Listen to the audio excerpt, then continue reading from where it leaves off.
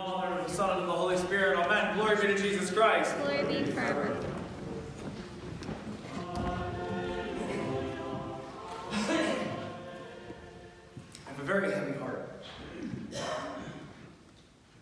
And so what I say today is probably going to come out harsh. Some of you might not like it. But I don't say any of it for any other reason except that I love you. I love you dearly. I was thinking about this earlier. I don't come out before communion, to ask for your forgiveness because I was told to. Technically, I don't have to. I can skip over that part. And I don't ask for your forgiveness before I receive the divine mysteries because I think that you should give it to me. I ask because I love you. And I want to make sure that before I receive the holy mysteries, that we're okay. That we're fine with one another. That I give you the opportunity to forgive me if you feel so inclined. I love you. And I can't say it enough. What I have to say this morning, admittedly, is not from me. A number of conversations at the clergy convocation earlier this week prompted me to say a lot of what I have in my mind this morning. The first of which being that I can't say I love you enough. We taught that our first day in our Bible study.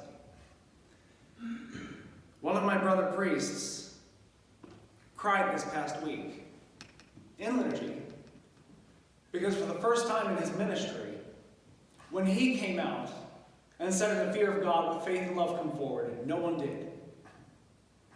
It's a painful thing. This happened to St. John Chrysostom in Constantinople, so it's not the first time we've been around this. And in his response, he said, "It is in vain that we come to the altar to celebrate. There is no one to partake." It is in vain.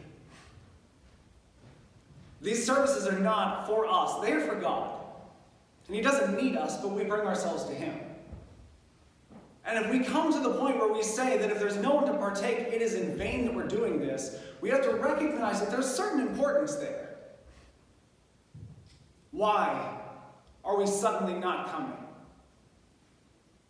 This is not the first disease to have affected the world, but it's the first one where people have decided that they have the right to assume that they are theologians.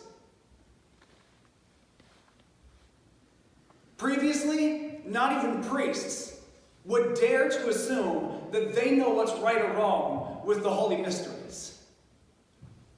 And suddenly everybody, priests and lay people included, are writing essays on exactly where God stops and disease begins.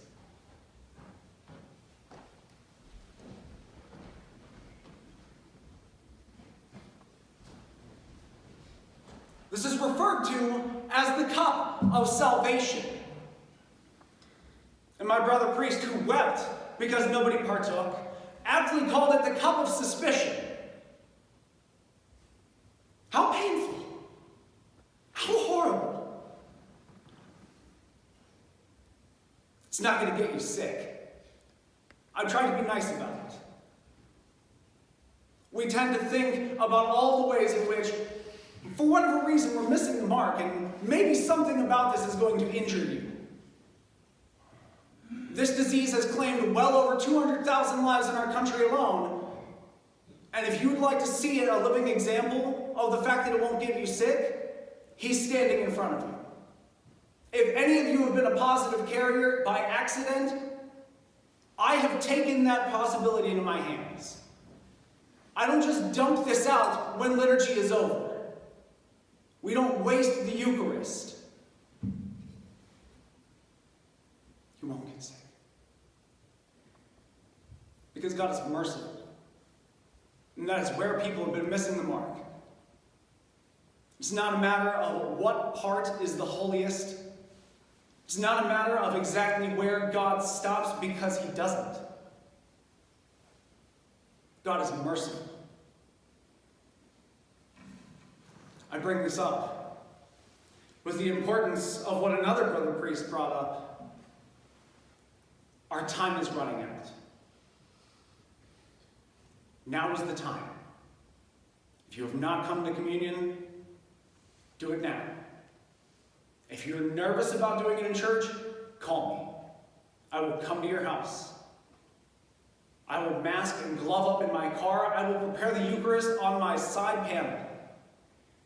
I will walk to your door, I will give it to you, and then you can close the door in my face.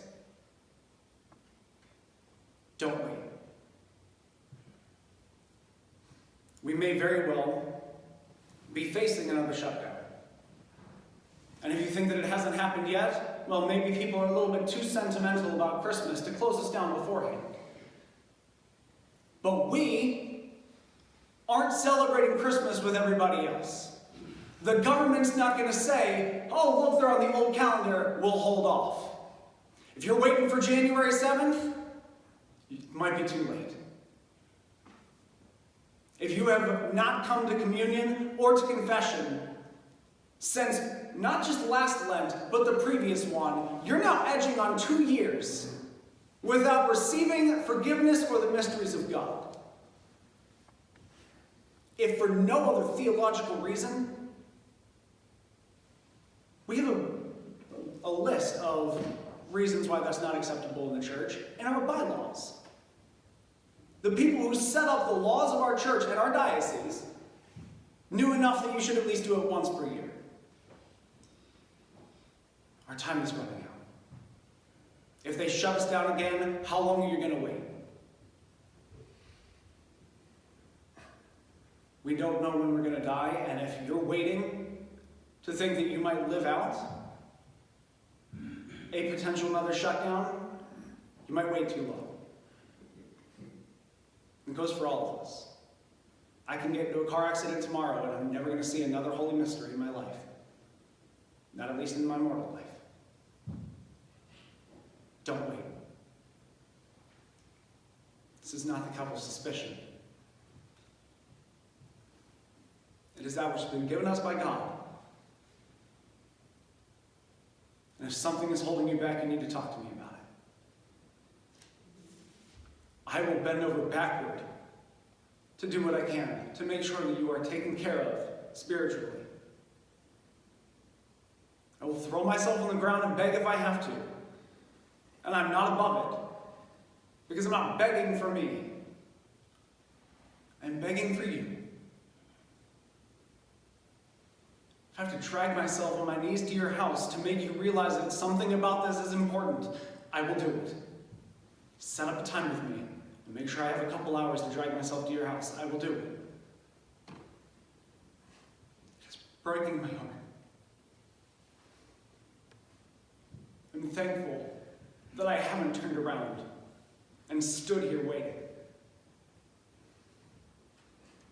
But it breaks my heart that anybody has. Don't wait. If we're left in the cold again, if I'm the only person allowed in this building, what's going to make you come around? If I'm here and there's nobody else allowed in to preach to, how are you going to know that it's okay to receive the mysteries? Don't wait. In the Father, and the Son, and the Holy Spirit, Amen. Christ is in our midst. He is in our midst.